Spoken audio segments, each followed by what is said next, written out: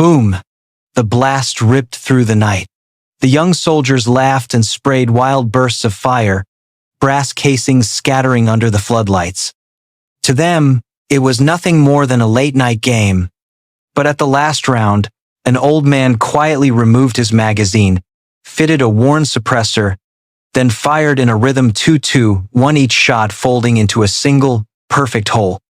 No one noticed, until the light slid across, revealing a faint tattoo, the seal dolphin and the number 17.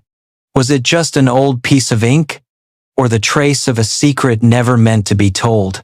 The explosions cracked like cheap fireworks, tearing through the night. Bursts of semi-auto fire rattled one after another, muzzle flashes flaring under the tired floodlights of the outdoor range. Brass casings clattered across the cold cement, rolling like loose coins, adding to the chaotic, meaningless noise. A group of young soldiers crowded around Lane 5, shoulder to shoulder, laughing nonstop. Phones held high, blue screens glowing, capturing each burst as if every round was content to upload rather than a skill to master. They shouted, slapped each other's backs, bragged as if the battlefield were just another game with a pretty filter. The range had become a stage, and they were young actors obsessed with themselves. Farther down at the very end, Lane 9 lay in shadow. The light there was weak, just enough to cast a pale gray patch across the cement. From that darkness, a figure appeared moving quietly, as if long at home in it. No flashy tactical gear, no shiny protective glasses. Just a worn flannel shirt, faded jeans, and an old cap with no insignia. In one hand, a small bag. Tucked under his arm, a battered thermos. He set the bag on the wooden bench, his motions slow, yet carrying a certainty hard to explain. The zipper slid open without a sound. A sun-darkened hand drew out what the young soldiers would surely call an antique, an M1911.45 ACP. The steel worn smooth, the wooden grip faded, heavy with history but easy in his hand. No one noticed, or rather, no one cared. To them, he was just some old man with insomnia, killing time with a few boring rounds. The old man slid the magazine out, inspecting each round with patient eyes. No rush, no flourish. Then he pulled out something rarer still, a weathered suppressor. The kind of relic that made the young guys snicker. That thing's so old it's just for decoration. But he threaded it onto the barrel with a smooth, practiced twist, as though his hands had done it thousands of times in the dark. And then, while the young soldiers still laughed and shouted, the first shot from Lane 9 whispered into the night. Not a booming bang, not a sharp POW, just a clipped PFFT, short, neat, like a breath stifled. Enough to carry in the dark, not enough to startle anyone. He fired in a strange rhythm. 2 shots, pause. 2 shots, pause. One single round. Over and over, like a tune only he could hear. Downrange, the bullets didn't stray. They tightened together, drawn as if guided, until the entire string of fire carved just one single hole in the target. One of the young soldiers turned his head. He snorted, voice dripping with disdain. That old man's messing with antiques. Shoots slower than a damn turtle. The group burst out laughing. Their jeers swallowed in the noise of gunfire. Nothing seemed to change. But then, the floodlight shifted. A beam sliced across the night, sweeping over the flannel sleeve rolled up at his arm. And there it was, ink faded but clear on sun-darkened skin. Not flashy, not elaborate. Just a small dolphin leaping from the water. Beside it, 2 plain numbers. 17. The laughter died. Silence fell over the group, heavy and strange. They didn't know the full meaning, but in that instant, they all felt it. This was no tattoo you walked into a shop to buy. This was a mark carved by blood, sweat, and missions never spoken of. So, who was the old man at Lane 9? And why was a faded tattoo enough to silence the entire range? And before we continue with the story, don't forget to subscribe to the channel and like this video. Oh, and drop a comment below to let us know where you're watching from. We'd love to hear it. The floodlight swung sideways, casting a beam across the old man's sun-worn, sinewy arm. For just a moment, what had long been hidden beneath the folds of his flannel came into view. The young soldiers froze half in surprise, half because their laughter simply couldn't find its way forward. On the wrinkled skin, an old tattoo revealed itself. Not a menacing skull, not flames or the flashy emblems young men like to flaunt at the beach. It was disarmingly simple, a small dolphin leaping from the water, beside it the numbers 17.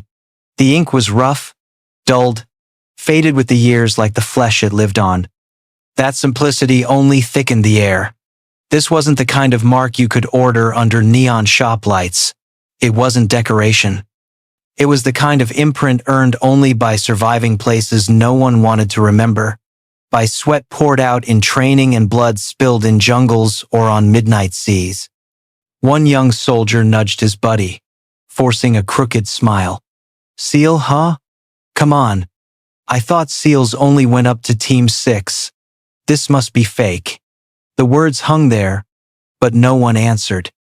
The laughter that had barely sparked snuffed out, leaving a silence as hollow as fireworks dying against the night sky. Among them, only one hadn't laughed from the start. Ryan, a young Coast Guard officer, stood motionless, his gaze locked on that tattoo, as though someone else's memory had suddenly flooded into his own mind. He thought of his father, a serviceman too. Years ago, on rare nights when the old man spoke, his voice had dropped half pride, half whisper when he mentioned the Caribbean in the 82nd. There are SEAL units no one knows, never on the record. They exist, then vanish like shadows over the sea. Sometimes they leave only a number, a mark only brothers would recognize. Ryan had never imagined he'd see one with his own eyes. Yet, here it was on a suburban firing range. Under dim yellow light, that number 17 inked deep into the arm of an old man everyone thought was just another insomniac killing time. Ryan's heart stumbled half a beat. He didn't mean to speak aloud, but the words escaped as if addressed not to anyone else but to the doubt twisting inside him. "SEAL Team 17? No way." The atmosphere shifted. Gunfire still cracked from other lanes, but for the group around Ryan the sound felt distant, pushed far away. Everything slowed. The eyes fixed on lane 9 no longer carried mockery, but something muddled: curiosity, unease, and a trace of fear. A young soldier swallowed hard. His foolish grin was gone, replaced with averted eyes. Because in that moment, they all felt what none of them wanted to admit. They had just seen something outside the manuals, outside any training exercise, heavier than any ribbon they had ever been shown. The old man himself remained unchanged. He kept firing his rhythm. 2 shots, 2 shots, 1 shot. Precise, cold, each round folding into the same single point. His silence, coupled with that unwavering cadence, became its own language, a language only those who had walked through darkness could ever hear. The young soldiers didn't know how to act. They didn't dare laugh, didn't dare comment. They just stood rooted, letting the light linger on that wrinkled arm with its faded mark, letting the silence speak in place of words. If SEAL Team 17 truly existed, what kind of mission had driven its men into history's shadows? And why had their mark surfaced here, at an ordinary firing range, on the arm of a nameless old man? A final round tore from the barrel, driving straight into the inner ring, merging into a single black dot at the center of a target already riddled with holes. The old man held his pistol steady a second longer than necessary, then slowly lowered it, the movement so deliberate it felt intentional. Every gaze on the range stretched taut, following him, no one daring to breathe too loud. Ryan couldn't stand still anymore. Something pushed him forward, his footsteps echoing lightly against the cold cement floor. The young soldiers who had been shouting and laughing minutes before now just stared, mouths dry. That tattoo, that number, weighed heavier than any words. And Ryan, with his faint memory passed down from his father, was the only one who might find an answer. He stopped just a few steps away. The silence was so thick that even the hum of the overhead fan sounded harsh. The old man still leaned over, cleaning the barrel, rough hands sliding the rag with patient strokes along the steel. The floodlight brushed across his face, carving each wrinkle like grooves of time. Ryan opened his mouth, his voice small, trembling not from fear but from curiosity mixed with reverence. He only managed half a sentence, like someone stepping into a forbidden temple. "My father once said, 'Caribbean, were you?'" No reply, only the rasp of cloth against steel, steady as an old but unbroken heartbeat. Seconds dragged into minutes. Ryan hesitated, ready to take back the words. Then the old man suddenly lifted his eyes. They weren't angry. They weren't guarded. They held only a compressed silence, as if behind them lay a vault of memories heavier than lead. What those eyes had witnessed, Ryan could never know. But he was certain they had seen more than all the young men on that range combined. And then, as the faded rag dropped aside, the old man spoke, soft, barely clear, almost like a whisper meant only for himself. "Caribbean, 1983. Once." Just 4 words. Just a number. A year. But they hit that heavy air like a silent mine exploding. No one moved. Ryan felt his own heartbeat stagger. The young soldiers behind him stood frozen, mouths open, unsure of what to say. The laughter, the loud jeers from earlier gone.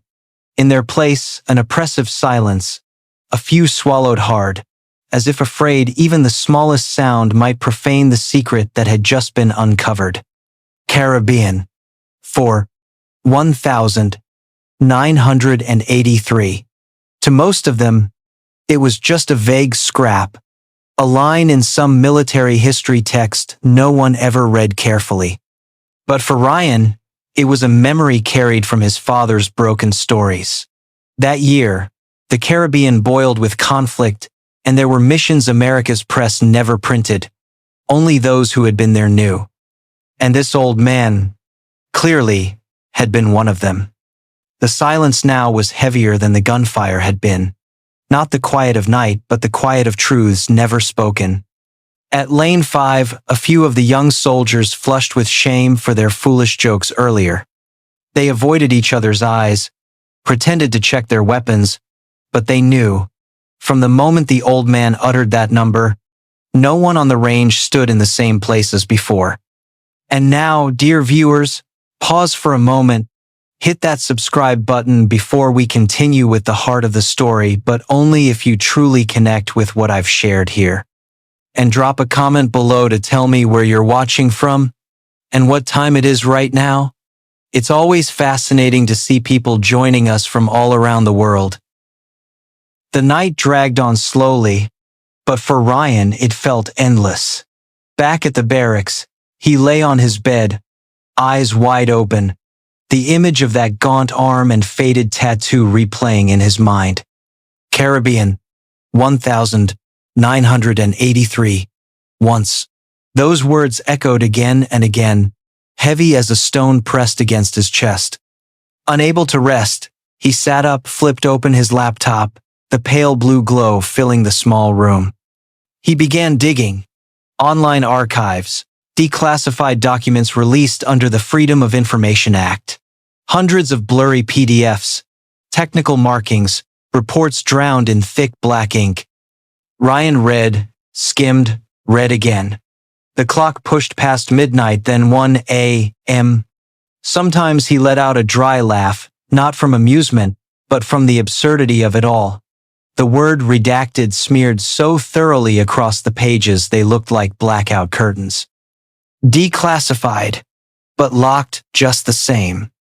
Then, tucked away in a corner no one would pay attention to, He found a small file dated 1983. No grand title, just a few lines as if scribbled in haste. His heart pounded. He opened it, eyes locked to the screen. Naval Special Operations Unit. Mission: Hostage Rescue. Grenada. Night of the 25th of October. Result: no stray rounds. No one left behind. Directive: permanent classification. Identities not released. Short, cold. But inside those clipped lines pulsed the echo of an entire firefight. Ryan pictured the Caribbean that night. Darkness thick as tar. Waves pounding hard. Small boats slicing toward the shore in silence. A team slipping through the jungle, breath ragged but soundless. And in the decisive moment, gunfire cracking every shot true, no one left behind. He scrolled to the bottom. A blurred list surfaced, most of it buried under black bars. But one line escaped the sensor's blade. T. Martin, Chief, SEAL Team 17 Provision. Ryan held his breath. Martin. A name so plain it could be anyone, but now it matched perfectly with the old man from the range. A name buried in censored files, now alive before his eyes. He slumped back in his chair, mind spinning. The pieces aligned, the dolphin tattoo, the number 17, the whispered Caribbean 1983. No more doubt. That old man, the one mocked for his slow, deliberate cadence, was a living shard of history, one of the ghosts of Grenada. But what chilled Ryan wasn't the valor. It was the report's last 4 words. Permanent classification. Men like him were never allowed to tell their stories. They lived with them, then carried them to the grave. Ryan sat in a daze, picturing the decades since 1983. A man who once led his team through death in silence, now showing up as the sleepless old guy at a firing range at 10 p.m. Every shot he fired wasn't for amusement, it was to keep the memory from rotting. As if stopping would let the past devour him. For a moment, Ryan chuckled under his breath. Bitter. Out there, pretenders strutted in logoed shirts, bragging fake war stories in bars. But the one who truly lived it sat alone with a battered thermos, hidden beneath an unmarked cap. He sipped cold coffee, the laptop screen still glowing, the words blurring in his eyes. A thought struck like a spark. If the old man had stayed silent for 40 years, why reveal a trace tonight? Why Lane 9? Why that exact moment the floodlight cut across? Why in front of young eyes still searching for answers? Was it coincidence, or had he left a door cracked open on purpose? A reminder to the next generation that history never disappears. It only waits for someone sharp enough to see it. The following night, the range lit up again beneath the sickly yellow floodlights. No more raucous laughter, no more pointless dares. The young soldiers returned, but this time they stood in a line, silent, as if waiting for a teacher to walk into class. The wind hissed through the trees along the roadside, sounding like the pounding of nervous hearts in their chests. And then he came. The old pickup pulled neatly into the corner. The door opened, and he stepped out, same worn flannel shirt, faded jeans, the cap without insignia. Tucked under his arm, the battered thermos and the small canvas bag. His boots crunched the gravel with a familiarity that made it seem the range itself already belonged to him. He chose lane 9, set the bag down, Saturday on the wooden bench, unzipped the pouch and pulled out the familiar M1911. Every motion slow, precise, the same as the night before, maybe the same as hundreds of nights he had already lived. The group of young soldiers watched, not one daring to speak. The silence pressed heavier than any gunshot. Jared, the buzz-cut kid who had mocked him the night before, took a deep breath and stepped forward. No grin, no phone raised to record. He stopped a few steps away. Back straight, voice lowered as if speaking to a memorial. Sir, if you don't mind, we'd like to learn a few things. Night tactics, just a little. The old man paused. His aged eyes lifted, sweeping across each young face. That gaze was steady, calm, weighing something heavier than bullets. The group swallowed hard. One soldier's hand brushed the pistol at his side, not to draw it, but to find some anchor. The silence stretched on. Then the old man tilted his head slightly, slipped a hand into his shirt pocket. His thin fingers fumbled, then slowly drew out a small object. Under the light, it flashed faintly with worn steel. A Seiko diver's watch from the 1972nd. The glass scratched, the numbers faded, the rubber strap discolored with age. A watch that had gone underwater, been buried in mud, and heard gunfire crack by its side, now resting quietly in his palm, a frozen piece of time. He didn't speak right away, just looked at it once, then held it out to Jared. The old hand placed that weight into a young hand, firm, deliberate, like passing on a charge. Jared felt the heft not from the metal, but from the history bound inside it. The old man let out a breath, a single line soft as air. Time will teach you how to be silent. Nothing more. Nothing less. Jared swallowed hard, blinking fast. Behind him, the young faces stiffened. No one dared ask further. No one dared laugh. They stood straight, chests lifted, as if those words had just become an unspoken order. The old man turned away, slid in the magazine, raised the pistol. Again the familiar cadence. 2-2-1. Each round folding into a single puncture, sharp and perfect. Every shot a substitute for a lecture. Jared clenched the Seiko watch in his hand. He imagined it sinking into the Caribbean, ticking through seconds in the dark while enemies lurked nearby. Now it sat in his palm, a relic no training manual could ever bestow. At lane 5, a few soldiers lowered their heads. They realized the lesson they had asked for wasn't about shooting drills or formations. It was about silence, the kind only time, and nothing else, has the right to teach. But why had the old man chosen to hand over that watch, a piece of his past, instead of clear instructions? Was it rejection, or was it an invitation to step into a legacy they weren't yet old enough to fully understand? One morning, a month later, the range opened as usual. The front desk attendant was cradling a hot cup of coffee, half asleep, when he suddenly heard the faint tap of metal. Not gunfire, just the soft knock of a hammer against wood. He lifted his head and looked toward the far end of the lanes. There, on the dark wooden wall of lane 9, the one the old man always chose, something new gleamed. As the first sunlight slipped through the leaves, it caught the surface and flashed like a small star rising in a familiar sky. It was a brass plaque, no bigger than a business card. Neat, simple, and quiet. No one had seen when it was brought. No one claimed it.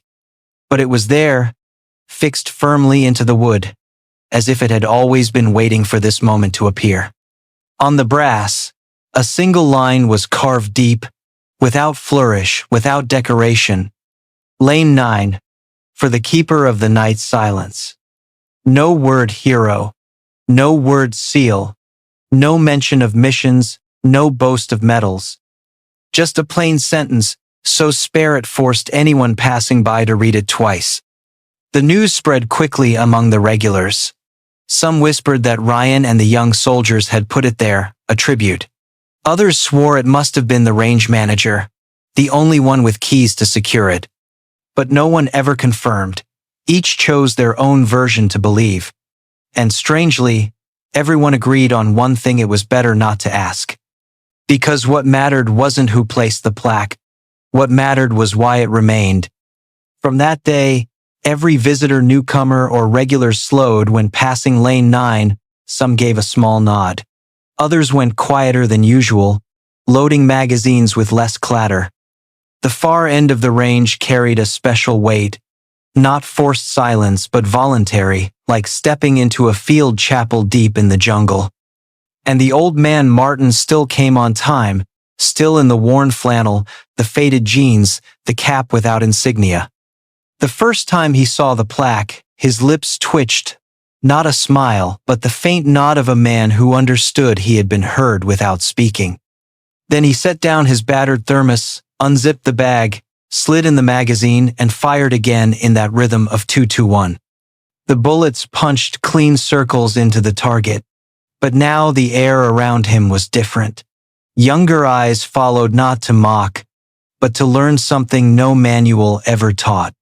Jared, Ryan, and the others stayed quiet, watching him as though watching a compass. Weeks later, the attendant realized the biggest change wasn't the plaque at all. It was how people treated each other near Lane 9. The loud jokes had vanished. In their place came nods, silent respect, and a brief pause before every trigger pull. That small brass plate had turned a corner of the range into a living memorial. No flowers, no flags. Just an old man in a flannel shirt, with a faded tattoo and a steady cadence. But would the story of the Keeper of the Night's silence end with a plaque? Or would it travel farther, becoming a legacy the younger generation carried with them long after they left this range? Night settled over the range slowly. Under the dim yellow lights, figures shifted, weapons cracked in steady rhythm. But something had changed, something you'd miss if you only came once. The laughter was gone. No whistles after a lucky string of shots. The air itself was different. Whenever Martin appeared, silence followed him. Not imposed, not ordered. It was like the sea breeze at night rolling in, wrapping itself around everything, natural and absolute. The young men, once noisy, now lowered their voices. They paid more attention to every movement, every detail. Some even matched their fire to his cadence 2-2, a quiet admission that they'd learned something. Martin never needed words. He just did what he always did.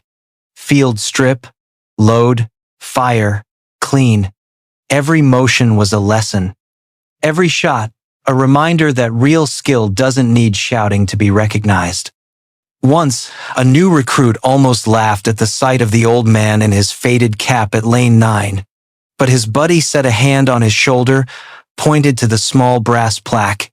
The rookie's face shifted instantly. He stood straighter, eyes locked on the lane. For the first time, he felt a seriousness no instructor had ever planted in him. The story of Martin began to drift beyond the range. In cafes near the base, whispers spread. Heard of the Keeper of the Night's silence? Some brushed it off, thinking it just another barracks tale. But those who had stood at Lane 9 knew otherwise. They had witnessed it, felt the weight of silence that spoke louder than words. Martin never wrote books, never took medals on a stage, never gave television interviews, but his absence from all the noise made him a living lesson. In an age where everyone rushed to post their triumphs online, the image of an old man quietly firing 30 rounds into the dark stood as proof that true value doesn't need a spotlight. Later, some of those young men were sent to sea, put through brutal training. They admitted that on long, sleepless nights, their breathing slipped into a 2-2-1 rhythm. Some touched the watch on their wrist and smiled, remembering the moment Jared received that battered Seiko. Lessons never spoken from a podium lived in every second of their struggle. And it was that silence, Martin's silence, that carried farther than any gunfire ever could. No one knows how long the brass plaque at Lane 9 will remain. Years, decades, or until time replaces it with something else. But once you've seen him sitting there in the worn flannel, cap without insignia, the faded tattoo on his arm, you'll never walk into the range the same way again. You'll listen more, speak less, and respect silence as part of survival itself. And you, in your life, have you ever met a Martin? Someone quiet, never boasting, yet whose presence alone changed how you saw the world. Some stories end with applause, with blinding stage lights. Others close in silence, silence that carries farther than any cheer. The story of Martin, the Keeper of the Night's silence, doesn't end with a brass plaque or a 2-2-1 rhythm. It lingers, moving through every watchful eye, every young hand on a trigger, carrying with it a new kind of respect. And we've only made it halfway. Because there are things Martin hasn't told, marks on his arm that still hide part of the truth. What missions lie buried in his past, never entered into the record? What legacies is he still willing to pass on to the next generation? Part 2 will take us deeper into those secrets. But even without all the answers, his lesson is already clear. Sometimes, silence is the most powerful language of all. In a noisy world, where everyone wants to shout their story, the ability to pause, to observe, and to let actions speak louder than words is rare and priceless. Maybe you've never fired a weapon on an outdoor range, but all of us have lived through moments where silence was the only way to truly listen to a father, to a comrade, to an old friend. And it's in that listening where the soul finds healing, just as Martin leaves behind his legacy through quiet strength. If this story has reached you, share it with a family member or a friend anywhere in America, because maybe they, too, are searching for a reason to pause, to take a deep breath, and to give silence a chance to speak. Leave us a comment. Have you ever met a Martin in your life? Someone quiet, who left a mark that can't be erased? We want to hear your story so the next generation will remember.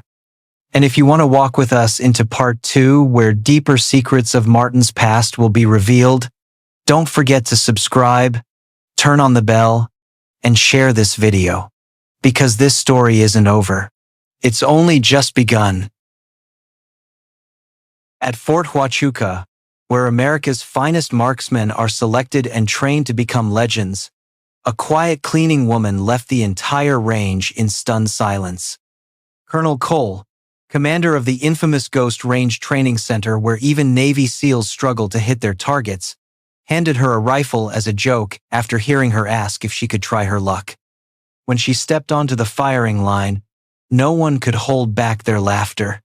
But then, 5 shots rang out, 5 perfect hits. A new record lit up the scoreboard. The range fell silent. She set the rifle down, turned back to pick up her mop, and quietly resumed her work, leaving behind a question no one dared to answer. Who is she really? Today, from which city in the world are you watching this video? If this story resonates with you, don't forget to subscribe to see more glimpses of extraordinary lives hidden in the ordinary. At Fort Huachuca, where everything ran with precision down to the very second, Raina Mackenzie was the only person whose name never appeared on any scoreboard, duty roster, or disciplinary bulletin. She didn't train, didn't coordinate, and didn't belong to any squad. She was just the gate guard, the janitor, or the floor ghost, as a few recruits liked to joke behind her back. Every morning, Raina began her day before the barracks alarm ever rang. She appeared silently with her cart of supplies, buckets of chemicals, and a mop worn thin from years of use. No one asked her, no one required her to come that early yet. She always did. Steadily, faithfully, like a military watch that never lost a second. Raina had a strange habit. She always divided the floor into neat squares, moved along the diagonals, and never repeated the same direction 2 shifts in a row. Someone once joked that if you mapped her movements over a month, you could reconstruct the tactical diagram of a full-scale operation. She never complained. When young recruits laughed at her, Raina simply bowed her head and kept working. She didn't look like she was enduring it, but neither did she resist. Strangely, it was that calmness that unsettled people the most, as if she understood everything, but none of it was worth her concern. A few senior officers had asked her name, but only for paperwork or to adjust shifts. When reminded that Raina Mackenzie has been working here nearly 3 years, most frowned. Really? I thought she only started last month. To those fighting for every point on their tests, Raina did not exist.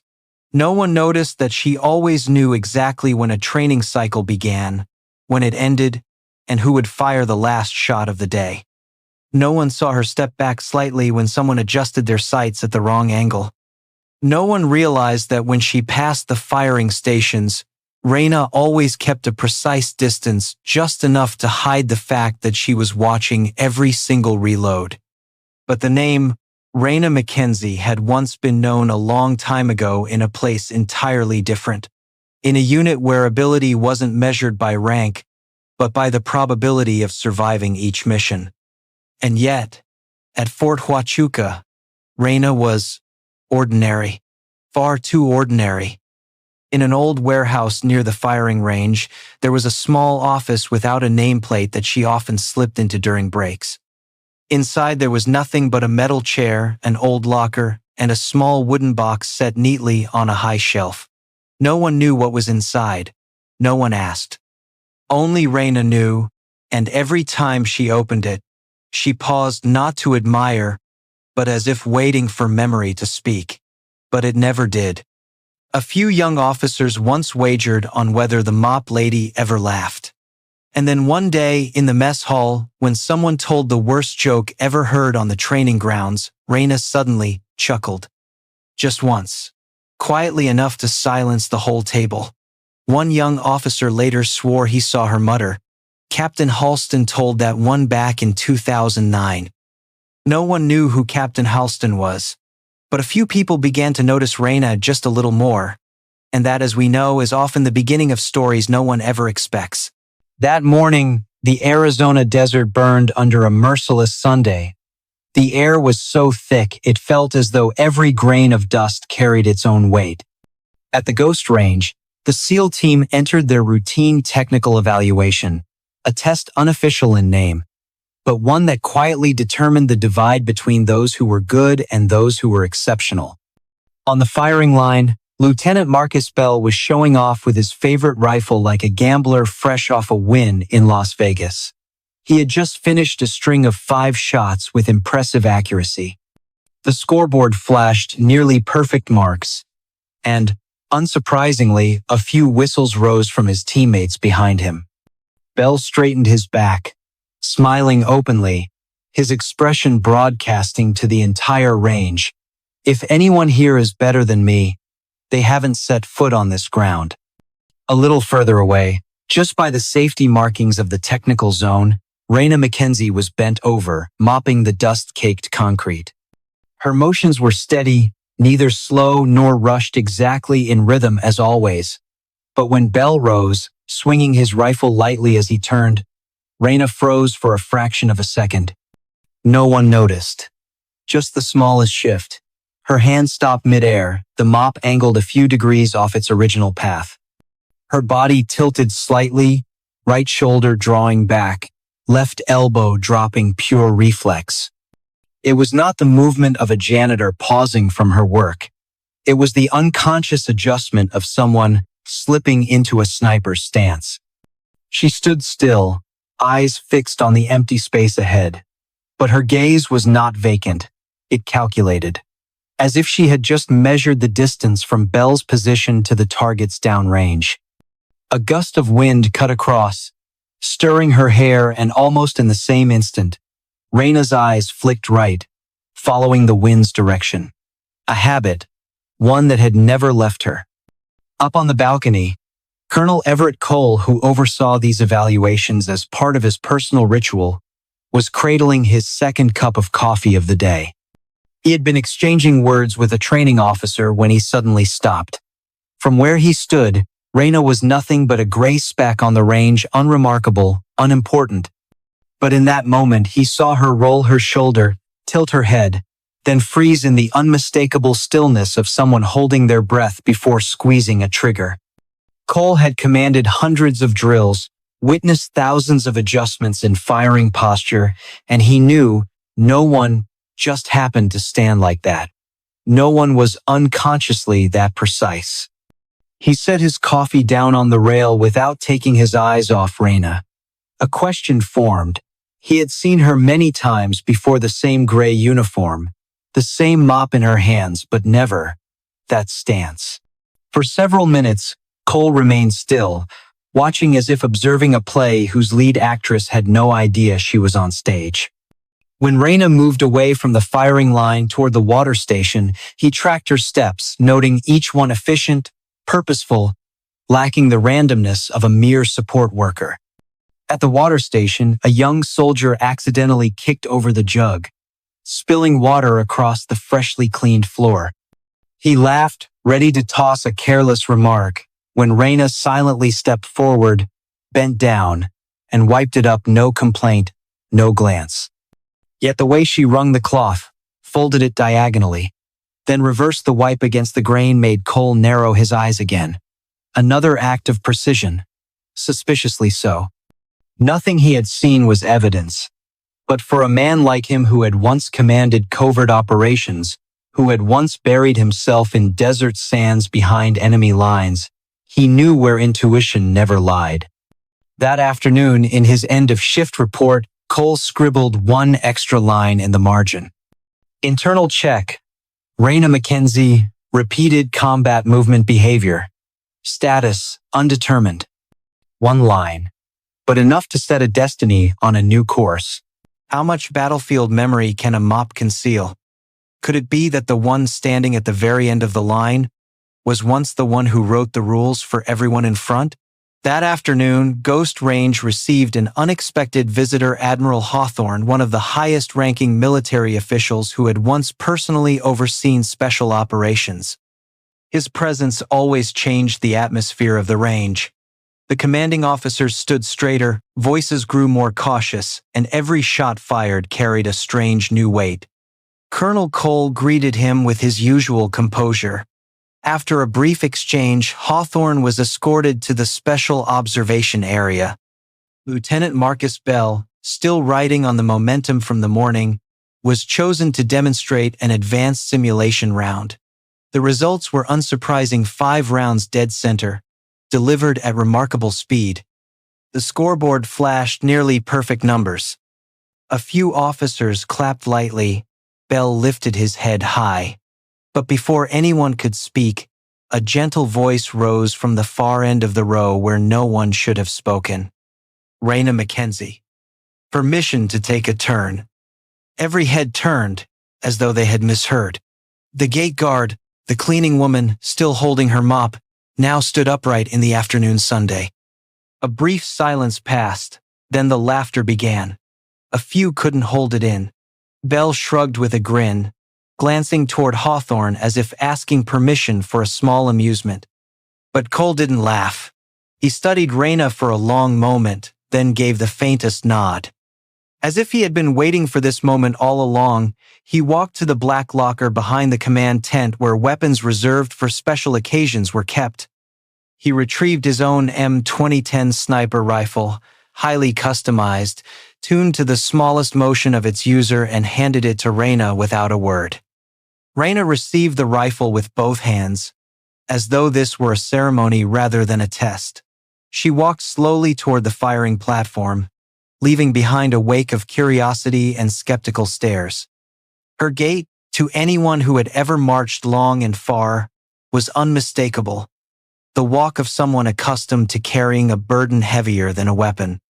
When Raina knelt at the firing position, the murmurs died instantly. Everyone held their breath.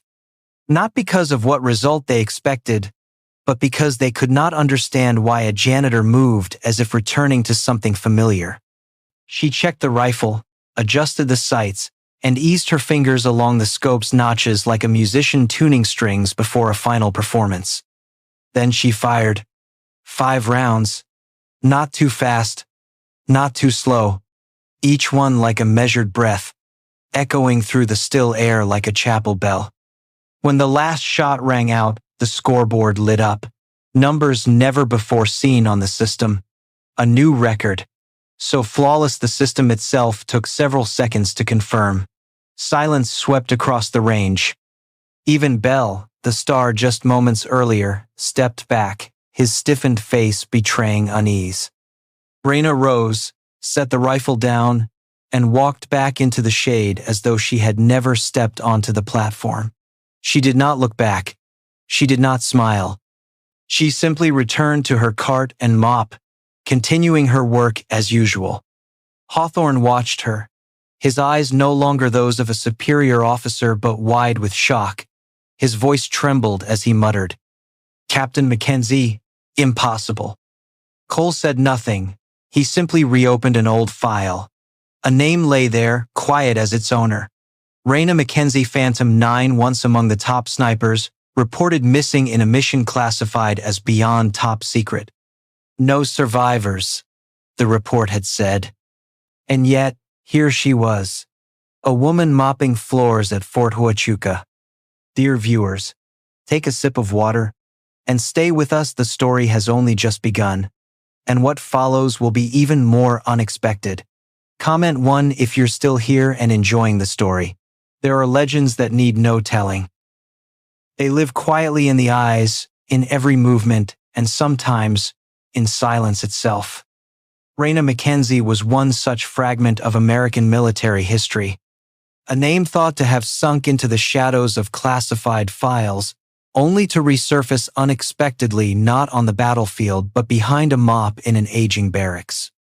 After that day on the range, no one called her the cleaning lady or the hallway ghost again. Instead came glances of respect mingled with doubt. Some believed it was a rare event, a stroke of chance, a fleeting moment of brilliance. But Colonel Cole did not. And from that day forward, he requested a private meeting with Admiral Hawthorne, asking to reopen the Phantom 9 file. Line by line, the records emerged, faded, torn at the edges, some passages blacked out, yet her name remained. Raina Mackenzie, Captain. Unit, Ghost Phantom. A special operations team deployed deep into Syrian territory in 2018. The entire team had been declared lost in a friendly fire airstrike. All traces erased. No survivors. No return. Until now. Medical files later confirmed. Raina had survived, but with severe head trauma. Her memory was nearly wiped clean. Months later, she was found wandering across the Turkish border under an alias with no papers, no past. The military brought her back to the U.S., officially listed as identity lost, unfit to reinstate rank. From then on, Raina chose a path few would dare. Instead of fighting for the restoration of her title, she quietly applied for work in logistics. No one noticed, and she never said a word. Though her name was gone from her own mind, Raina never forgot how to shoot, never forgot how to feel the wind, how to aim through dust storms, how to spot the slightest motion from 300 meters away. These things flowed in her blood, unlearnable and impossible to forget. She lived silently within ghost range, like a phantom, not seeking to reclaim former glory, only to keep serving in any form she could. When Admiral Hawthorne learned the full story, he was struck dumb. He had been the one to sign the report, no survivors. And now, the woman before him was living proof of the opposite. Raina received no applause, nor did she need it. Instead, she wrote a handwritten letter to command. In it, she made no request for reinstatement. She asked only one thing: to be retrained as a new recruit. No privilege, no exception. The story stunned the entire council. A former legend, the woman who once held the sniper record at 1,250 yards, now asking to return to the range as a trainee. Not to prove anything, but to start again, as if she had no past. Cole signed the letter with his own pen. In the days that followed, Raina was seen in a new uniform, no insignia, no marks of distinction. She stood in line with privates who had yet to learn how to fold their blankets. And when training began, no one dared laugh, because that woman, though stripped of memory, still carried every quality a soldier needed: discipline, focus, and above all, absolute humility. One recruit once asked her, "Why start from the beginning? With your skills, you could easily be an instructor."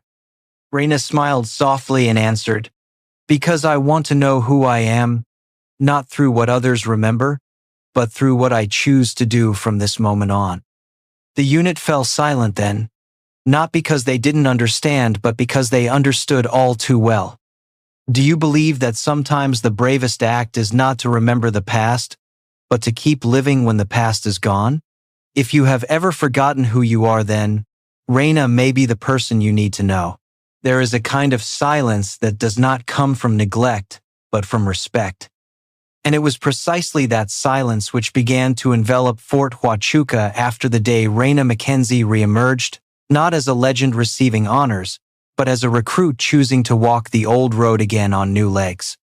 Those who had once mocked her began to avert their eyes when passing by. The younger recruits, who had once treated her as little more than part of the background of the base, now quietly saluted whenever she entered the training grounds. No one ordered them to do it, but neither did anyone dare not to. Lieutenant Marcus Bell, once the top of the scoreboards, was the first to break the silence. During a drill, he stepped forward in front of the entire unit before Admiral Hawthorne and Colonel Cole and bowed his head to apologize to Reina. Not for his laughter, but for his arrogance, for forgetting that behind every rank there is a person who once stood at the front of the gun for something greater than themselves. Reina said nothing. She simply nodded, then returned to cleaning the range as she did every day. Yet from that moment on, nods between soldiers and Reina grew more frequent. No one looked at her as a stranger anymore. They looked at her the way one looks at a teacher, someone they might never call by name, but always listen to. It was Cole who made the first proposal. She should be the technical advisor for the Ghost Range program, a suggestion that might have seemed impossible for someone without a complete memory. But the technical evaluations showed otherwise. Reina not only remembered, she had refined old knowledge with the calm of someone who had walked out of the shadows. She did not teach how to hit a target. She taught how to make sure a shot would never become a regret. Reading the wind isn't just about seeing the dust move, she once wrote on the training board. It's about learning to hear what the ground wants to say to the bullet. At first, the kids laughed, but then they tried, and when they missed, they came back to ask. Reina never lectured. She simply stood there, silent, then tilted her head slightly, just enough to force the other person to reconsider their stance, their finger, their breath. A method of teaching without words, yet everyone understood. One morning, Reina handed the M2010 back to Bell, the one who had struggled with disappointment the most. "You'll take better care of it than I do," she wrote on a small slip of paper. Bell has kept that rifle to this day, not for the honor, but because it reminds him that every time he holds a gun, it must be a moment worthy of it. From the moment Reina became a technical advisor, the camp's accuracy scores rose significantly, but more importantly, the number of wasted shots dropped. Not because the recruits had become more skilled, but because they had become more deliberate. No more laughter at the firing line, no more haste. Every round was squeezed off like a promise to oneself.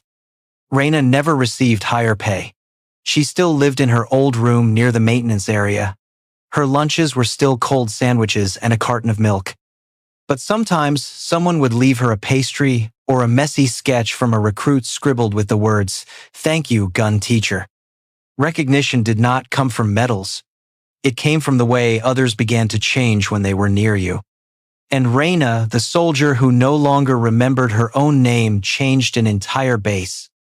Do you believe that sometimes a person who says nothing can teach more than an hour-long lecture? Then don't look away, because the final moment is about to arrive, and it will leave you speechless. There are endings that do not arrive with a victory trumpet, but with a quiet look and a single line spoken at the right time. 6 months after that fateful shooting day, Fort Huachuca was still drenched in desert sun, the training field still dry, the sand still fine enough to slip from combat boots in just a few steps. But on the Ghost Range, one thing had changed. People no longer measured each other by rank or duty alone. They searched for one another's eyes, gauging depth through humility and focus. During the final assessment of a SEAL candidate course, a young trainee trembled. He had already missed 2 shots in the orientation round and now stood before the decisive one. His hands shook, his lips pressed tight, sweat running down his spine like a river cutting across the desert. The entire range was silent, not out of pressure, but because everyone could feel the battle inside him. And then, Reyna appeared. No one called her. She was simply passing by with an old score sheet in hand and stopped as if by reflex. Watching the boy clutching his weapon with both hands, Reyna bent slightly, not to correct his stance, not to instruct, just a whisper, barely audible in the wind. The wind does not decide the shot, the shooter does. He turned, nodded, and fired. The bullet flew, dead center. The entire range exhaled in soft laughter, like a collective sigh of relief.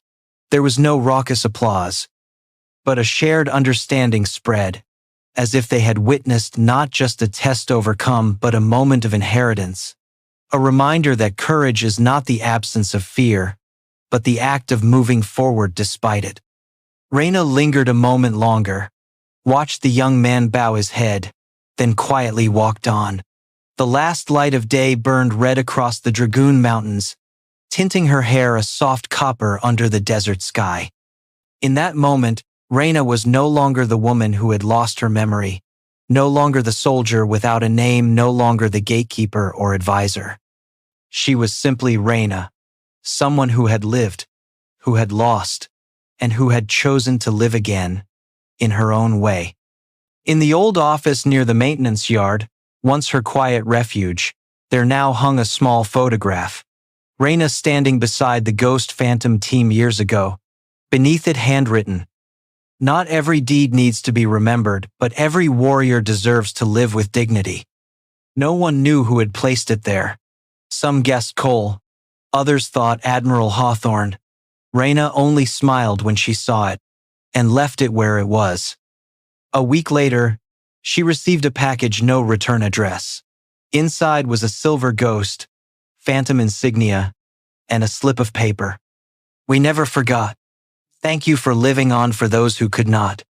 She kept that insignia in her pocket, not to show, but to remind herself every time the winds rose, sometimes just one person remaining is enough. Reyna did not need to remember everything to be a warrior. She had never stopped being one. And the Dragoon Mountains, bathed in sunset like the desert's quiet farewell, bore witness not through the crack of a rifle, but through rebirth.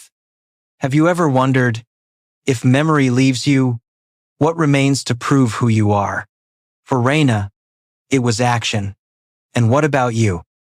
Beneath the last light of day, Reyna Mackenzie's story does not end with a single perfect shot, but opens with a quiet truth. Identity does not define a person's dignity, actions do. Even when memory fades, what we give our courage, our patience, our spirit of service remains, silently shaping the world. If you have ever felt forgotten, or if you are searching for yourself among the scars of the past, remember this: you are not alone. We all hold value not because others remember our name, but because of how we choose to live each day. Thank you for taking the time to listen to this story. If it touched you, please leave a comment with your thoughts.